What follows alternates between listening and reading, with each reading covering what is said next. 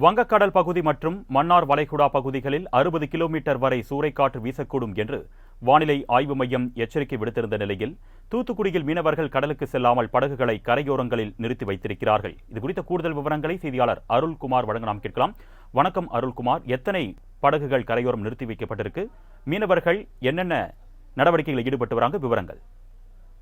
வணக்கம் ரமேஷ்.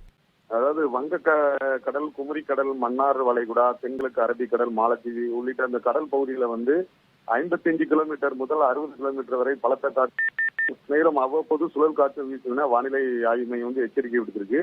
இதனைத் தொடர்ந்து தூத்துக்குடி மாவட்ட மீன்வளத்துறை சார்பில் மீனவர்கள் இன்றும் நாளையும் கடலுக்கு செல்ல வேண்டாம் எனவும் அறிவுறுத்தப்பட்டுள்ளது. மேலும் ஆழ்கடலில் இருக்கக்கூடிய மீனவர்கள் பத்திரமாக இருக்கும்படியும் மீன்வளத்துறை சார்பில் அறிவுரை வழங்கப்பட்டுள்ளது. இந்த நிலையில தூத்துக்குடி மாவட்டம் திருச்செந்தூர் அருகே உள்ள புன்னக்காயில், சிங்குத்துறை, கொம்புத்துறை, வீரபாண்டியன்பட்டினம், ஆலந்தலை, அமளி நகர், குலசேனப்பட்டினம், கல்லாமொழி, ஜீவா நகர், மணப்பாடு உள்ளிட்ட 10 மீனவ கிராமத்தில் உள்ள மீனவர்கள் இன்று கடலுக்கு மீன் பிடிக்க செல்லவில்லை.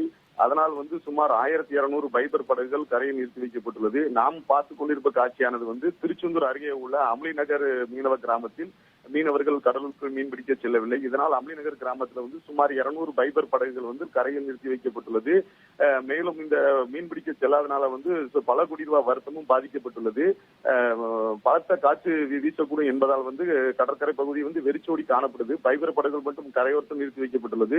மேலும் தற்போது காற்று கொஞ்சம் சற்று வேகமாக வீசி வருவதால் கடற்கரை பகுதியில் யாரும் இல்லாமல் வெறிச்சோடு காணப்பட்டு வருகிறது. அருணேஷ், விவரங்களுக்கு நன்றி அருள்குமார்.